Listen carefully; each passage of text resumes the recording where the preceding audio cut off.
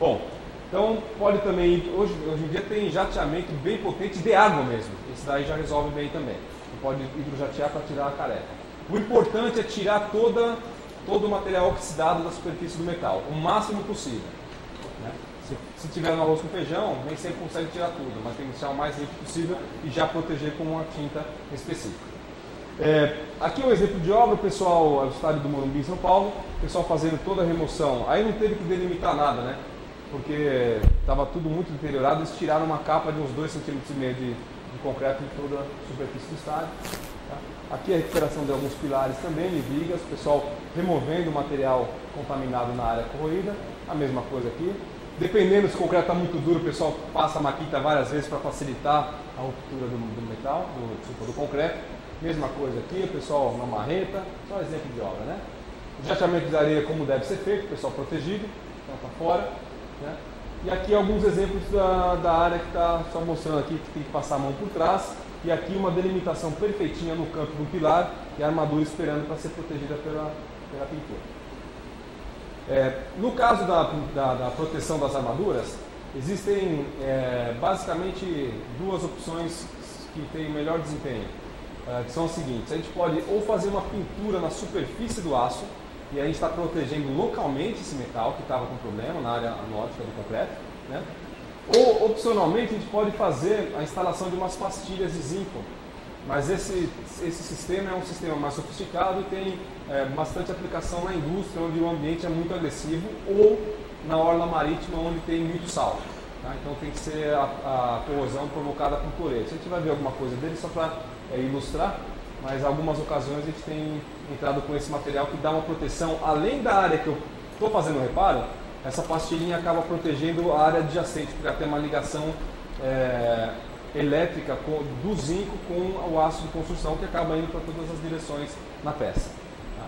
Depois a gente prepara o substrato com saturação de água, ou agora secar para aplicar um epóxi se for o caso da ponte de aderência, né?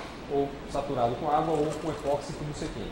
Então, só para dar sequência na execução do serviço, então a gente faz a pintura do aço, né, depois de preparado, depois de limpo, a superfície toda liberada ali. Então faz a pintura com um primerzinho, ou no caso da pastilha, sempre a pastilha pegando a limitação da área a ser reparada, ela é amarrada, como vocês veem ali. Então tem alguns exemplos de obra de aplicação da pastilha em ambientes mais agressivos. Tem alguns detalhes técnicos dela, que não vem ao caso. Mas quando a gente vai, então, recompor a sessão, quer dizer, eu já abri, já fiz todo o trabalho de preparo, já arrumei a armadura, limpei a armadura, e vou, então, fazer a recomposição da sessão, eu tenho algumas opções de como garantir que o material de reparo vá realmente aderir sobre o substrato. Então, em função do que nós optamos, o microconcreto aqui é um grout com pedrisco, né? Um concreto bem fluido. Assim, não chega a ser um concreto porque não tem brita zero, porque não tem brita 1, tem a brita zero. Então, para reparos de maior dimensão, normalmente a gente só satura com água, ou em casos especiais que essa concretagem é muito grande, a gente pode utilizar um adesivo epóxi, e aí vale a seguinte parêntese: quando a gente vai utilizar epóxi, quanto mais seca a superfície, isso não é só para a Cortec Fusótica, é para qualquer fabricante, tá? Quanto mais seca a superfície, melhor. Então, o epóxi, existem vários que têm tolerância à água, normalmente os que são trabalhados para colar concreto com concreto tem que ter tolerância à água, mas quanto mais seco a superfície que você vai fazer, a aplicação do produto, melhor. Então, tudo sequinho com epóxi, ou normalmente, 95% é com saturação de água. O que é essa saturação? Eu tenho que molhar bem o concreto para ele absorver bastante água, mas na hora que eu vou fazer a concretagem não pode ter água escorrendo, tem que estar só úmido.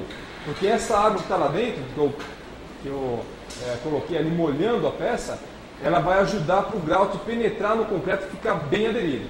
Tá? Então por isso que essa saturação é uma palavra bonita para dizer molhe bem o concreto. Tá? Tem que molhar bem. Então argamassas à base de cimento, né, polimérico, a gente chama, pode ser também. A gente pode passar sobre a superfície já saturada com água, passar com um pincelzinho um adesivo acrílico, ou misturar esse mesmo adesivo com cimento. É uma outra opção também, passa cimento. Aí as outras argamassas têm essas opções também, e quando o material de preenchimento é de base epóxi, que é muito raro acontecer, é mais para base de equipamentos, tipo serviço trilho de ponte rolante, a gente não precisa de de adesivo porque o próprio material já é de base epóxi, né? Então, só dando sequência num reparo superficial, ó, ele está delimitado ali, já pintaram a armadura, depois de meia hora já pode começar a saturar o concreto.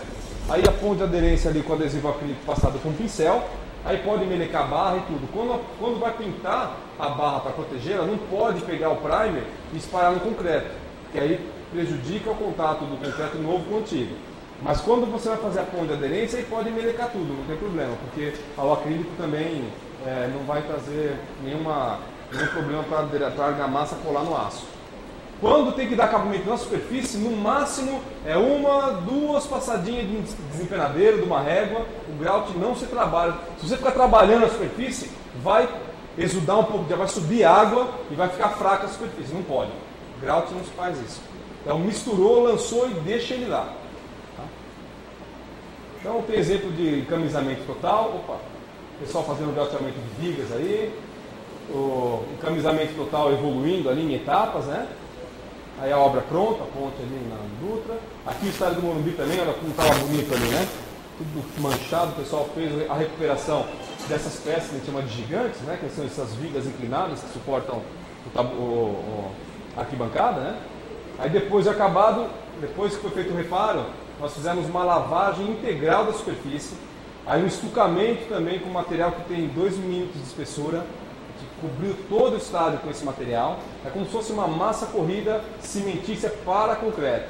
Não tem esse problema de fissuração. Protege muito mais, protege mais do que qualquer tipo de tinta, né? Porque é uma espessura bem boa. E aí depois foi invernizado todo o estádio também. Tá?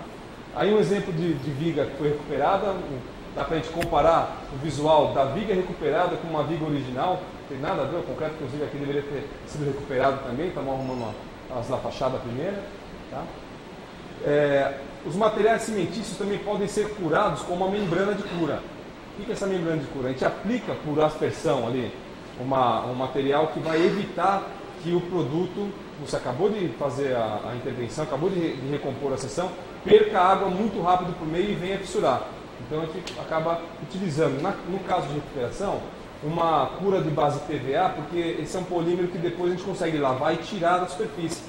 Porque se a gente for pintar depois e for base parafina, por exemplo, a parafina eu não tiro mais, só com aquecendo um maçarico terrível. Então, se eu vou pintar depois, tem que ser uma cura química desse tipo aí, que eu consiga remover. Então, exemplos de obra, ó, silo de armazenagem de grãos, né, também tem um monte aqui na região, mas tudo que é ponto preto, que era corrosão, isso aqui é depois ele recuperado e pintado com poliuretano branco, tá? Então fica exposto em CPO. Aí o estádio já falei bastante dele, a edifício garagem. Né? O estádio do Castelão passou por uma intervenção bem parecida com a do estádio do Morumbi. Tá? Aqui é uma ponte, a ponte mais antiga em concreto armado do Brasil, que é na cidade de Socorro, no interior de São Paulo. Também recebeu injeção de fissura, uma série de etapas de recuperação também. E só para dar um panorama na parte de proteção, para falar depois rapidamente sobre a parte de reforço, que a gente trabalha com a fibra de carbono, existe um universo de pinturas de proteção do concreto. Desde o hidrofugante, que é um material que a gente aplica na superfície, que não muda o visual, mas se você jogar água, a água não consegue penetrar, forma aquelas bolhas. Tem até aquela amostrinha, né? Mas quando você joga água, ela penetra, metade do tijolinho que tem o produto não penetra, fica aquela gota em cima e metade do tijolinho penetra. Então, essas superfícies porosas, que nem alvenaria, revestimento de argamassa, o próprio concreto, aplicado esse produto, ele é bem fluido, ele penetra no concreto, penetra na superfície, reage ali dentro, né? Ele acaba curando ali dentro, né? Reticulando o polímero, e depois ele não deixa mais a água penetrar. Então é uma proteção importante. Inclusive protege contra a penetração de cloretos.